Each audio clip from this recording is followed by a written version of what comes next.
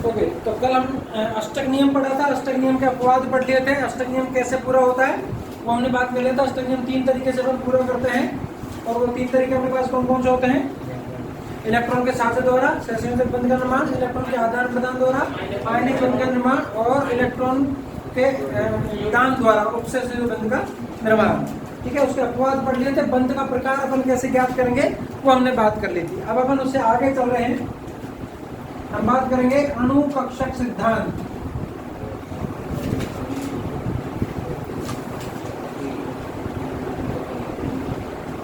MOT, molecular orbital theory. अणुकक्षक सिद्धांत MOT, molecular orbital theory, MOT। तो अणुकक्षक सिद्धांत ये दिया था बॉन्ड मोलिकन एवं हकल ने। सिद्धांत किसने दिया है? बॉन्ड मोलिकन एवं हकल ने। इस theory is given by bond Mulliken and Huckel. ये क्या कहता है कि देखो, आपको पता है अणु कैसे बनते हैं? परमाणुओं के मिलने से। Molecules are formed by the atoms. ठीक है, atoms unite to form molecules.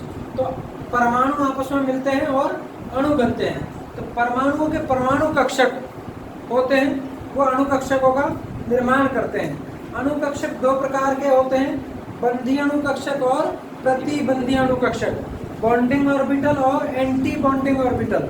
ठीक है, तो इसमें जैसे कैसे होता है,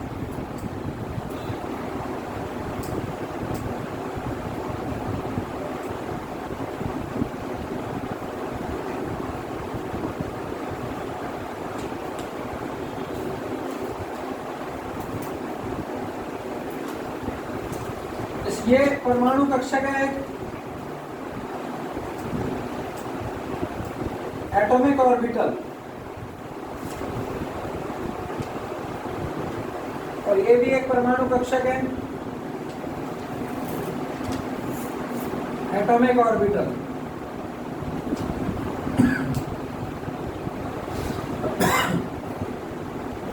ये दोनों ने आपस में अतिव्यापन किया, ओवरलैपिंग की, ये दोनों मॉलिक्यूलर ऑर्बिटल बने अणु कक्षक। तो जो नीचे वाला है उसे अपन बोलेंगे बंधी अणु कक्षक,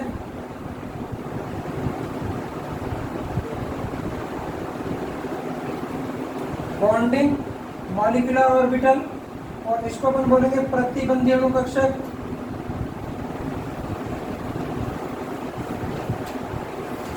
एंटी बॉन्डिंग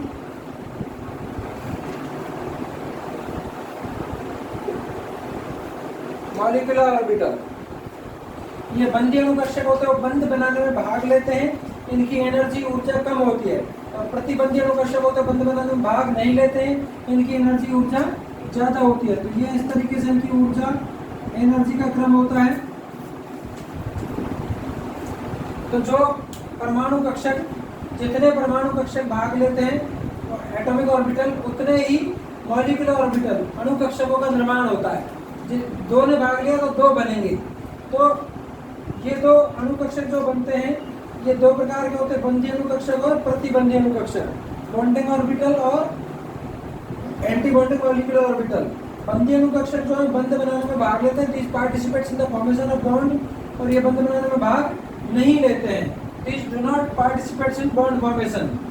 बंधी अणु कक्षक की ऊर्जा कम होती है और प्रतिबंधी अणु कक्षक की ऊर्जा ज्यादा होती है। इसका कोई रोल नहीं है, क्वेश्चन वगैरह यहाँ से कुछ नहीं आता, बस ऐसे ही जस्ट बताया थोड़ा सा। इसके आधार पर हम बंध क्रम निकाल सकते हैं। क्या निकाल सकते हैं? बंध क्रम। तो बंध क्रम या आबंध कोटि भी कहते हैं इसको।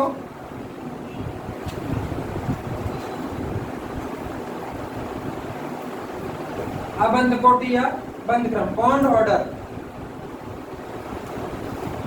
तो बॉन्ड ऑर्डर BO बराबर क्या होता है? NB minus NA/2।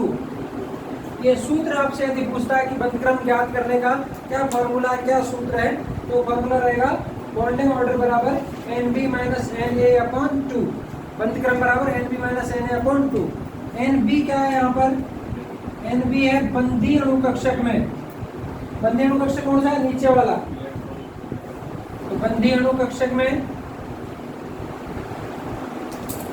इलेक्ट्रॉन की संख्या, number of electrons in bonding orbital, number of electrons in bonding orbitals, और Na है प्रति बंधी अणु कक्षक में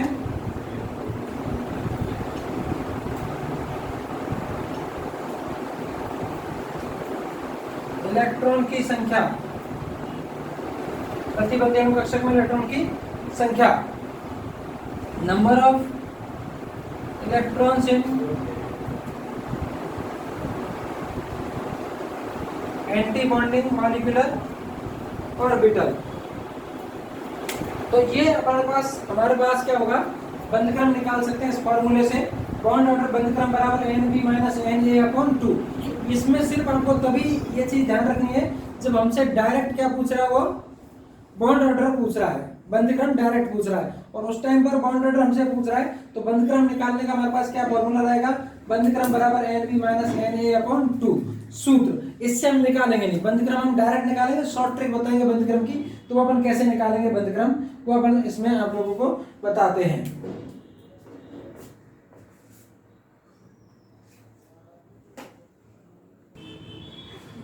ओके, तो अब अपन बंधक्रम कैसे निकालेंगे, बॉन्ड ऑर्डर अपन कैसे ज्ञात करेंगे, वो अपन देखते हैं। आपको क्या करना है, जिस भी अणु आयन या परमाणु का बंधक्रम निकालना है, बॉन्ड ऑर्डर निकालना है, उसमें टोटल इलेक्ट्रॉन आप गिन लेंगे, टोटल इलेक्ट्रॉन कितने आ रहे हैं।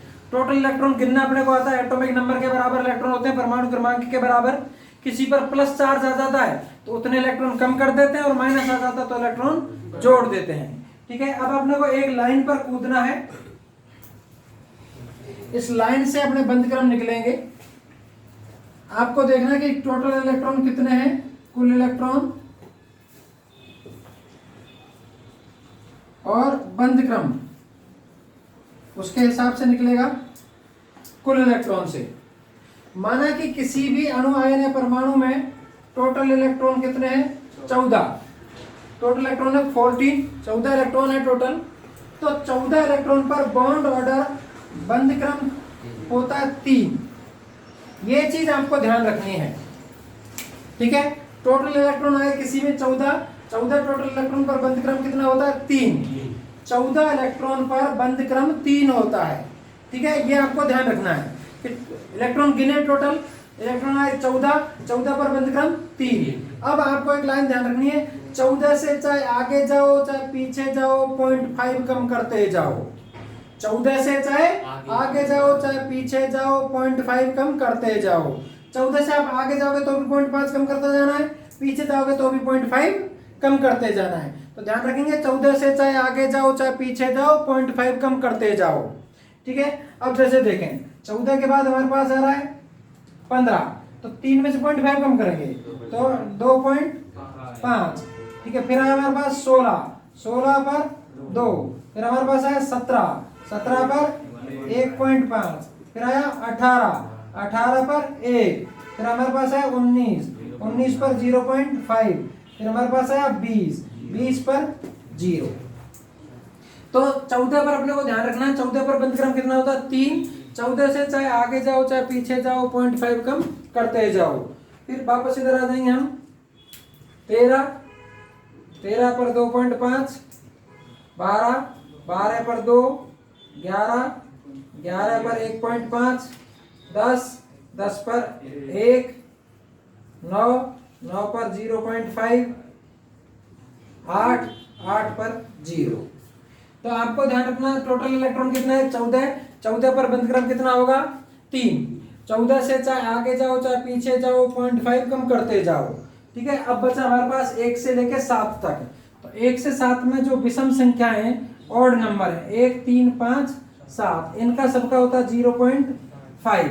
यदि टोटल इलेक्ट्रॉन 1 है, 3 है, 5 है, या उल्टा लिखिए 1, 3, 5, 7, तो टोटल इलेक्ट्रॉन 1 है, 3 है, 5 है, या 7 है, तो अपने को क्या करना है 0.5। 2 और 6 पर हमारे पास कितना होगा,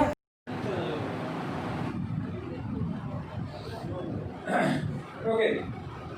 तो अपन बात करें कि बंध क्रम अपन कैसे निकालेंगे। ठीक है, तो बंध क्रम निकालने के लिए अपने को ध्यान रखना पड़ेगा कि टोटल इलेक्ट्रॉन आपको कितने हैं। टोटल इलेक्ट्रॉन कितने आ रहे हैं 14, तो 14 पर बंध क्रम कितना होगा 3। अब 14 से चाहे आगे जाओ चाहे पीछे जाओ 0.5 कम करते जाओ। ठीक है, 14 पर 3, 15 पर 2.5, 16 पर 2, 17 पर 1.5, 18 पर 1, 19 पर 0.5 और 20 पर 0। इधर भी जाएंगे तो 0.5 कम करते जाना है। 13 पर 2.5, 12 पर 2, 11 पर 1.5, 10 पर 1, 9 पर 0.5 और 8 पर 0। तो आपको क्या करना है कि 14 पर ध्यान रखना है 3, 14 से चाहे आगे जाओ चाहे पीछे जाओ 0.5 कम करते जाओ। अब 8 तक हो गया 0। 8 के बाद हमारे पास 1 से 7 तक बचे। 1 से 7 में जो विषम संख्या है 1, 3, 5, 7 ऑड नंबर, इनका सबका होता है 0.5 और 2 और 6 सम संख्या वालों का होता है 1 और 4 का होता है 0। 4 पर क्या होता है 0 होता है। अब यदि किसी का भी बॉन्ड ऑर्डर बंध क्रम 0 होता है तो वह स्पीसीज नहीं बनती है। ठीक है, if any species have 0 bond order then the formation of that species is not possible. किसी स्पीसीज का बंध क्रम 0 होता है, उसका निर्माण संभव नहीं है। जिसका बंध क्रम 0 होता है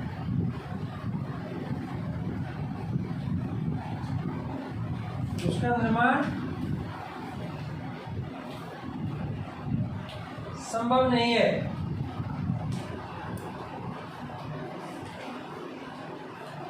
formation of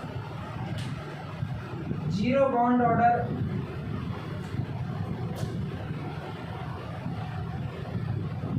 species is not possible.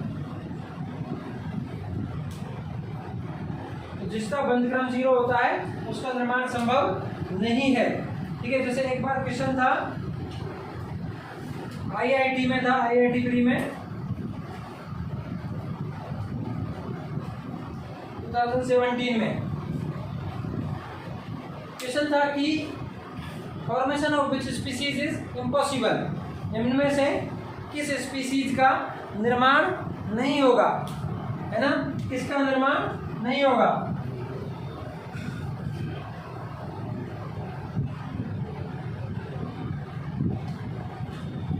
Formation of which species is impossible और नॉट पॉसिबल, किसका निर्माण नहीं होगा। ऑप्शन में इसने अपने को दिए थे H2 plus, H2 minus, He2 plus और H2 माइनस 2। ये 4 ऑप्शन अपने को दिए थे और पूछा था कि किसका निर्माण संभव नहीं होगा, पॉसिबल नहीं होगा। तो किसका पॉसिबल नहीं होता, जिसका बंध क्रम 0 होता है। और बंध क्रम 0 कहाँ होता है 20 इलेक्ट्रॉन पर, 8 इलेक्ट्रॉन पर और 4 इलेक्ट्रॉन पर। यदि किसी में 20, 8 और 4 इलेक्ट्रॉन है तो उसका निर्माण संभव नहीं होता है। तो अब अपने को यहाँ पर देखना है, इसमें हमारे पास इलेक्ट्रॉन कितने आ रहे हैं 2 में से 1 चला गया, प्लस को माइनस करना है, माइनस को प्लस करना है। हाइड्रोजन के 2 में से 1 गया, 1 इलेक्ट्रॉन आया और 1 इलेक्ट्रॉन पर बंध क्रम कितना होता है 0.5। 1 इलेक्ट्रॉन पर 0.5 bond order. H2 minus, hydrogen के 2 और 1 इसका 3 पर बंध क्रम कितना होता है 0.5। He2 प्लस, इसमें भी हमारे पास 4 में से 1 गया, 3 पर बंध क्रम 0.5। इसमें 2 और 2 4 पर बंध क्रम 0। तो जिसका बंध क्रम 0 होता है उसका निर्माण संभव नहीं है। तो अपने को क्या करना है कि कौन बनेगा कौन नहीं बनेगा, ये देखने के लिए क्या करना है, जिसका बंध क्रम 0 है वो नहीं बनेगा, उसके अलावा कोई है वो बनता है। ठीक है, इस तरीके से अपन ये चीज देखते हैं इसमें।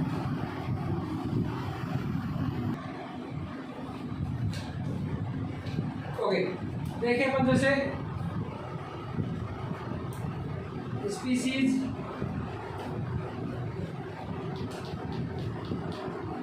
टोटल इलेक्ट्रॉन, कुल इलेक्ट्रॉन, बंध क्रम, बॉन्ड ऑर्डर,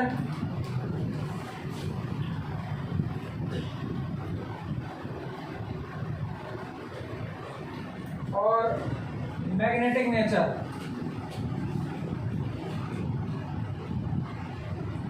चुंबकीय प्रकृति।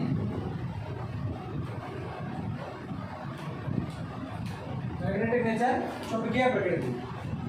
इसमें अपने को ये सारी चीजें देखनी है, जैसे Cn, CO, NO, Cn minus, NO plus, N2, O2, O2 minus 2, He2 plus, E2, C2। इस तरीके से कुछ भी कोई भी स्पीसीज हो सकती है, इन सबका अपने को देखना है। ठीक है, अपने को क्या करना है, टोटल इलेक्ट्रॉन निकालने हैं, उस हिसाब से बंधक्रम देखेंगे। कार्बन का परमाणु क्रमांक एटॉमिक नंबर 6 और नाइट्रोजन का 7, 6 और 7 13। इसमें कितने इलेक्ट्रॉन आए, 13। Cn में कितने इलेक्ट्रॉन आए, 13। 13 पर बंधक्रम कितना होगा, तो आपको ध्यान रखना है 14 का। 14 पर कितना है, 3। आगे जाओ चाहे पीछे जाओ, 0.5 कम करते जाओ। तो 14 पर 3, तो 13 पर 2.5, 0.5 कम करना है। चुंबकीय प्रकृति अभी अपन थोड़ी देर में बताएंगे, बाद में चुंबकीय प्रकृति बताएंगे। CO कार्बन के 6 और ऑक्सीजन के 8, 8 और 6 14, 14 पर 3। नाइट्रोजन के 7, ऑक्सीजन के 8, 15, 15 पर 2.5। कार्बन के 6, नाइट्रोजन के 7, 13 और एक माइनस को जोड़ते हैं, 14, 14 पर 3। नाइट्रोजन का 7, ऑक्सीजन का 8, 8 7 15, 15 में से 1 गया, प्लस को घटाते हैं, 14, 14 पर 3। नाइट्रोजन के 7, 7 और दूसरे के भी 7, 2 नाइट्रोजन है, 7 और 7 14, 14 पर 3।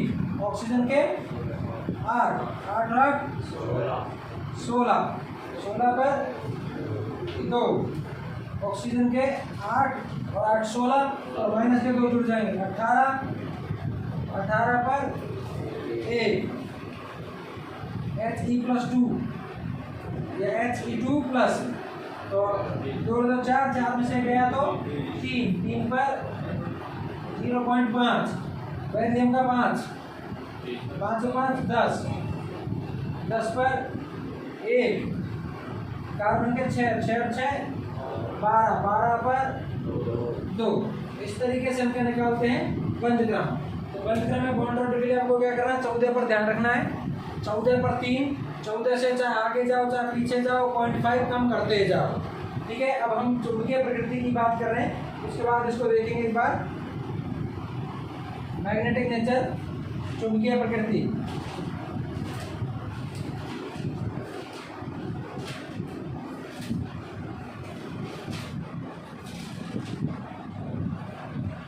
तो 2 प्रकार की होती है चुंबकीय प्रकृति, 2 प्रकार की होती है। पहली होती है अणुचुंबकीय, paramagnetic.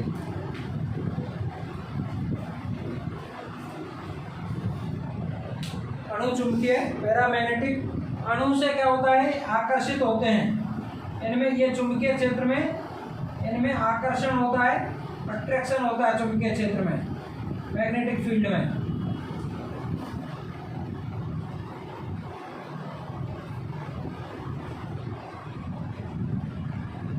These paramagnetic substances attracts in magnetic field। ये चुंबकीय क्षेत्र में आकर्षित होते हैं, चुंबकीय क्षेत्र में। लेकिन ध्यान रखना, चुंबकीय क्षेत्र नहीं है तो आकर्षण भी नहीं होगा। चुंबकीय क्षेत्र हट जाएगा, आकर्षण भी हट जाएगा। मैग्नेटिक फील्ड खत्म, अट्रैक्शन खत्म। तो ये अट्रैक्ट होते हैं मैग्नेटिक फील्ड, चुंबकीय क्षेत्र में आकर्षित होते हैं। कौन, अणु चुंबकीय पदार्थ, पैरामैग्नेटिक। अब आकर्षित कौन होता है, जो अकेला होता है, जिसका जोड़ा नहीं बना होता है, वही आकर्षित होता है। ठीक है, तो इसलिए ये इनमें क्या होते हैं, अनपेयर्ड इलेक्ट्रॉन होते हैं। तो ये किस वजह से होता है, अयुग्मित इलेक्ट्रॉन के कारण।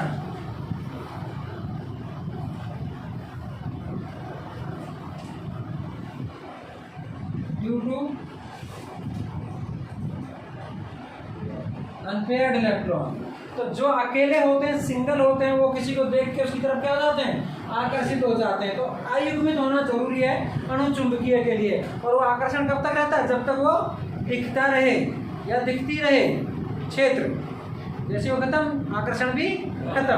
तो इसलिए अणुचुंबकीय पदार्थ में अणुचुंबकीय जो गुण है वो किस कारण से होता है, अयुग्मित इलेक्ट्रॉन के कारण, अनपेयर्ड इलेक्ट्रॉन के कारण। तो जिसमें अयुग्मित इलेक्ट्रॉन होंगे वो अणुचुंबकीय होगा, जिसमें ज़्यादा अनपेयर्ड होंगे वो ज़्यादा अणुचुंबकीय होगा। जिसमें ज़्यादा अवमित इलेक्ट्रॉन होंगे वो ज़्यादा अणुचुंबकीय होगा। दूसरा इसमें आता है प्रतिचुंबकीय, डायामैग्नेटिक। प्रतिचुंबकीय, डायामैग्नेटिक। तो इसके नाम से पता चला प्रति, तो ये प्रतिकर्षित होते हैं। इनमें चुंबकीय क्षेत्र में क्या होता है? प्रतिकर्षण होता है। तो चुंबकीय क्षेत्र में प्रतिकर्षण होता है, रिपल्सन होता है इन मैग्नेटिक फील्ड। रिपल्सन, प्रतिकर्षण होता है इन मैग्नेटिक फील्ड चुंबकीय क्षेत्र में। और प्रतिकर्षित कौन होते हैं? जिनका पहले से ही जोड़ा होता है। जिनका जोड़ा बन चुका है वो किसी और आकर्षित नहीं होंगे। हो जाए तो जोड़ा पता नहीं क्या क्या तोड़े, है ना, इसलिए आकर्षित होंगे ही नहीं। तो इनमें क्या होता है? इसका मतलब सभी इलेक्ट्रॉन युग्मित अवस्था में होते हैं। सभी इलेक्ट्रॉन कैसे होते हैं? सभी इलेक्ट्रॉन युग्मित होते हैं, जोड़े में होते हैं। All electrons are in paired form.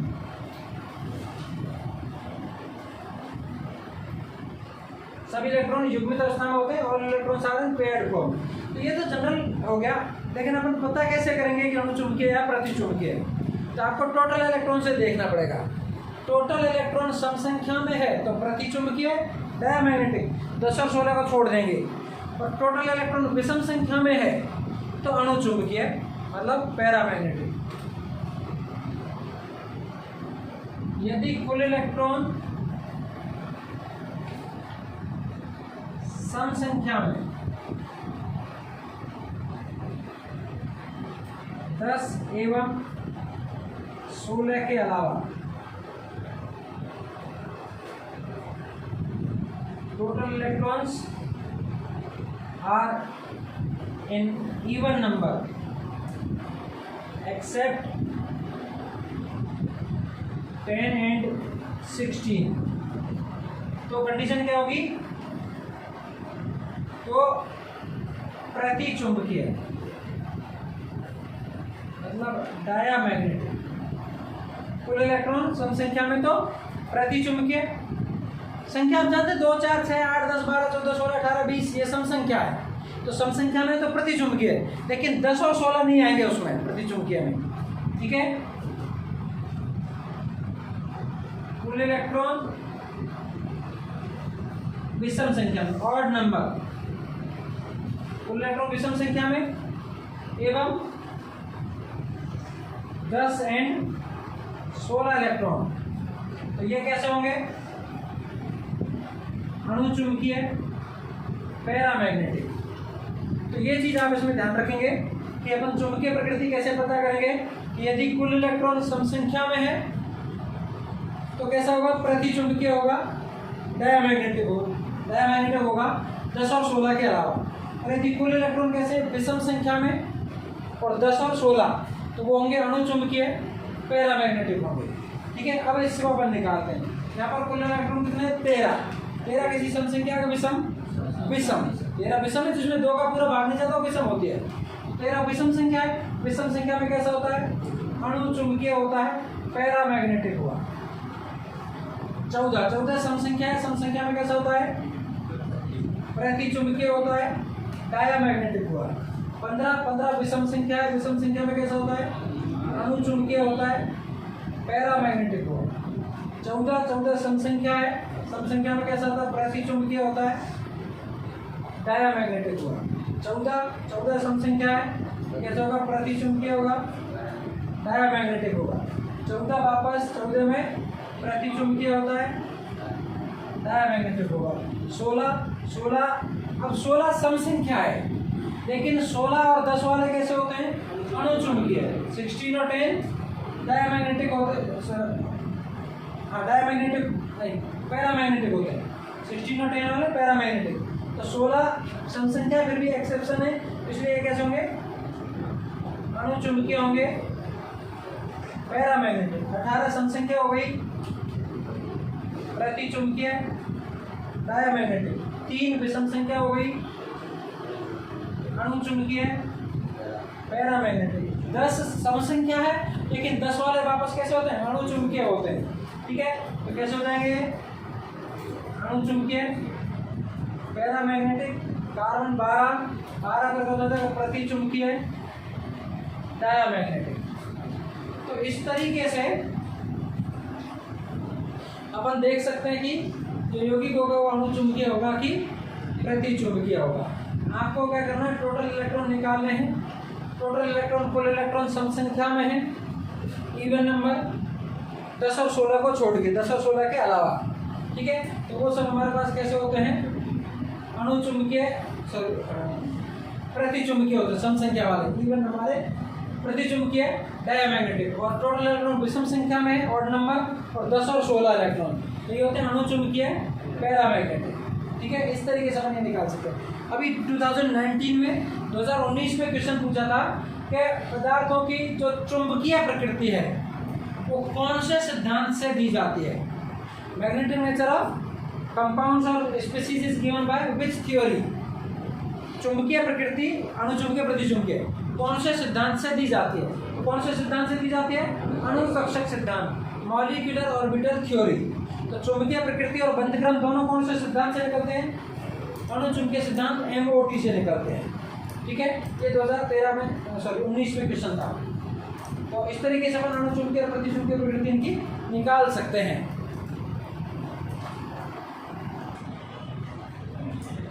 अब इस बंधक्रम के आधार पर हम स्थायित्व, बंध लंबाई और बंध ऊर्जा ज्ञात कर सकते हैं।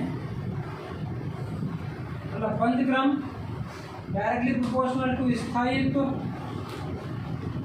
बंधक्रम डायरेक्टली प्रोपोर्शनल टू स्थायित्व, समानुपाती होता है इसकी बंध ऊर्जा, समानुपाती होता है बंध, विक्रमानुपाती होता है बंध लंबाई।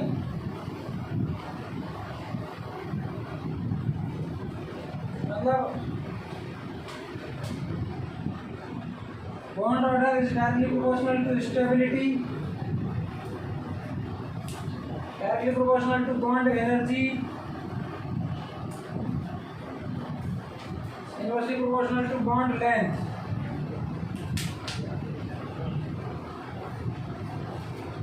बॉन्ड लेंथ, इसका मतलब क्या हो गया कि यदि बंधक्रम मतलब बॉन्ड ऑर्डर बढ़ेगा, बंधक्रम बढ़ेगा, बॉन्ड ऑर्डर बढ़ेगा तो स्थायित्व स्टेबिलिटी बढ़ेगी,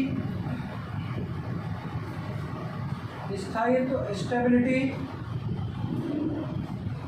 बढ़ेगी, स्थायित्व स्टेबिलिटी बढ़ेगी तो बंध ऊर्जा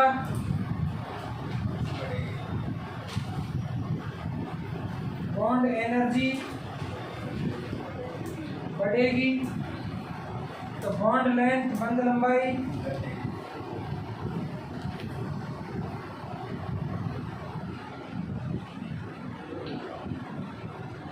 घटेगी। तो स्थायित्व, बंध ऊर्जा और बंध लंबाई के लिए अपने को क्या निकालना पड़ेगा, बंधक्रम। तो बंधक्रम बढ़ेगा तो जिसका बंधक्रम ज़्यादा होगा वो ज़्यादा स्थायी होगा, ज़्यादा मोर स्टेबल होगा। जिसका बंधक्रम ज़्यादा होगा, ज़्यादा स्थायी होगा, ज़्यादा स्टेबल होगा, उसकी बंध ऊर्जा भी ज़्यादा होगी। जिसका बंधक्रम ज़्यादा होगा, बंध ऊर्जा ज़्यादा होगी तो उसकी बंध लंबाई भी कम होगी। बंध ऊर्जा ज़्यादा होगी तो बंध लंबाई कम होगी, उल्टा चलता है इसमें। जैसे एक बार नीट में क्वेश्चन आया था 2015 में, नीट में क्वेश्चन आया था 2015 में, ठीक है, कि कौन अधिक स्थायी है, कौन अधिक स्थायी है, मोर स्टेबल, मोर स्टेबल अधिक स्थायी। ऑप्शन हमारे पास थे O2 - 2, O2 minus, O2 + 2, O2 plus, ये हमारे पास थे। तो इनके अपने को निकालने पड़ेंगे बंधक्रम। देखो O2 - 2 में इलेक्ट्रॉन कितना हो गए, 8 8 16, 16 2 18, 18 पर बंधक्रम कितना होता है, 18 इलेक्ट्रॉन पर बंधक्रम 1, 14 पर 3, 14 से आगे जाओ पीछे जाओ 0.5 कम करते जाओ। अच्छा 8 8 16 और 1 17, 17 पर बंधक्रम कितना होता है, 1.5, 8 8 16 में से 2 गए 14, 14 पर बंधक्रम 3, और 8 8 16 में 1 15 प्लस को माइनस करते हैं ना, तो 16 में से क्या है 15 पर बंध क्रम 2.5। तो जिसका बंध क्रम ज्यादा होता है वो ज्यादा स्थायी होता है। तो सबसे ज्यादा स्थायी कौन हुआ? O2+2। इससे कम O2+, इससे कम O2-, सबसे कम O2-2। इसमें थी बंध लंबाई, पूछता कि सबसे ज्यादा बंध लंबाई किसकी है, तो सबसे ज्यादा बंध लंबाई किसकी होती है? O2-2 की। ठीक है, तो इसको पूरा एक साथ मैं ऑर्डर में लिख देता हूँ। ऑर्डर में भी पूछा था 2015 में नीट का एग्जाम 2 बार हुआ था। ठीक है, तो पहले वाले में इस तरीके से 4 ऑप्शन थे, अगले वाले में बंध लंबाई का क्रम पूछ लिया, इन चारों को एक साथ देके। ठीक है, तो आप देख रहे हैं जैसे O2+2, O2-2, ये तो हुआ स्थायित्व या बंध ऊर्जा का क्रम, स्टेबिलिटी और बॉन्ड एनर्जी। सबसे ज्यादा स्थायी O2+2, इसकी बंध ऊर्जा भी सबसे ज्यादा होगी। और इसको उल्टा कर दें हम O2-2, O2+2, ये इसकी होगी बॉन्ड लेंथ, बंध लंबाई का घटता क्रम हो गया ये।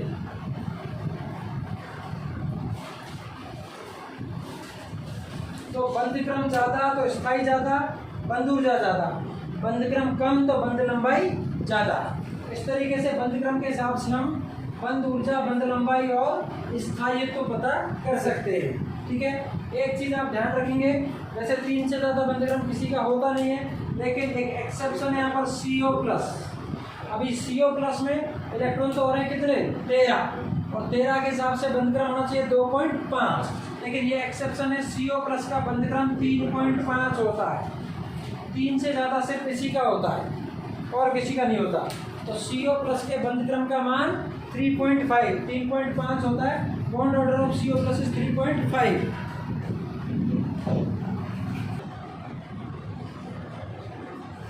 चलिए, इसके बाद अपन आगे बात करेंगे जहां से 99% क्वेश्चन जनरली आता ही है, संकरण।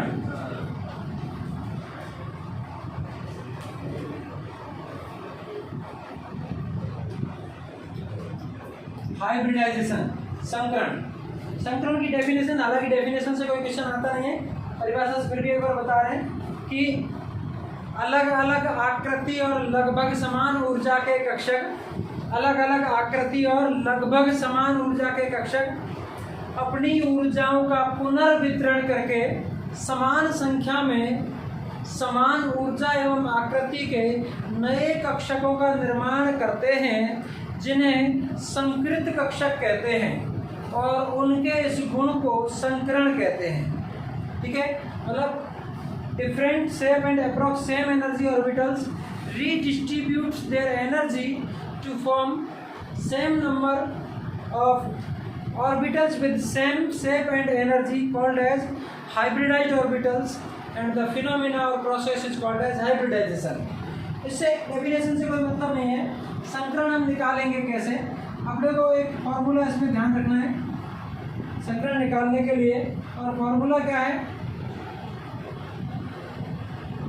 केंद्रीय परमाणु के संयोजकता इलेक्ट्रॉन, केंद्रीय परमाणु के संयोजकता इलेक्ट्रॉन प्लस एकल बंधित परमाणुओं, एकल बंधित परमाणु में कौन आते हैं? HFCl Br I की संख्या, HFCl Br I की संख्या प्लस ऋणावेश माइनस धनावेश अपॉन 2। ये छोटा सा फॉर्मूला सॉल्व करते हैं तो संकरण निकलेगा, केंद्रीय परमाणु के संयोजकता इलेक्ट्रॉन प्लस एकल बंधित परमाणुओं, उनमें केवल 5 को ही गिनना है, इसके अलावा किसी को नहीं गिनना। 5 कौन है? HFCl Br I की संख्या माइनस आवेश है तो उसको जोड़ेंगे, और प्लस आवेश है तो घटाएंगे, 2 का भाग दे देते हैं। इंग्लिश में देखें तो valency electron of central atom plus number of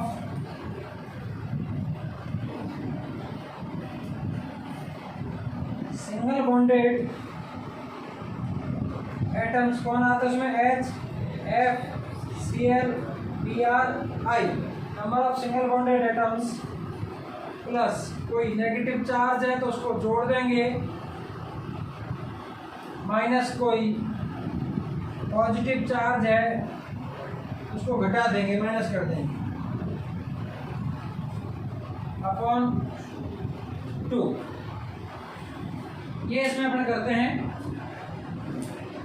तो केंद्रीय परमाणु के संयोजक electron, valency electron of central atom, valency electron संयोजक इलेक्ट्रॉन निकालना हमने बता रखा है। सबसे ऊपर वाले तत्व के परमाणु क्रमांक में से 2 घटा देते हैं, सबसे ऊपर वाले तत्व के परमाणु क्रमांक में से 2 घटा देते हैं, और जो आया वो उसके वैलेंसी इलेक्ट्रॉन लगते हैं संयोजक इलेक्ट्रॉन।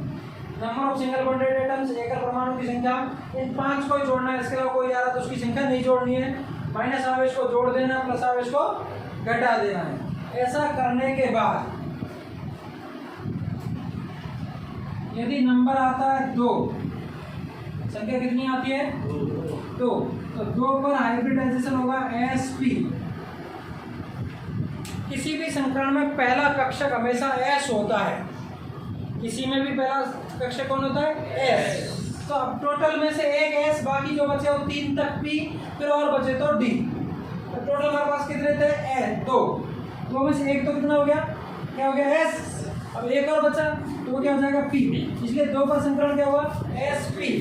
ठीक है, फिर हम जैसे बात करें यदि संख्या है 3 में से एक तो हो गया s और 2 हो जाएंगे p, sp2। यदि हमारे पास आया संख्या 4 में से एक तो s, 3 बचे तो p हो जाएंगे 3, तो 2 पर sp, 3 पर sp2, 4 पर sp3।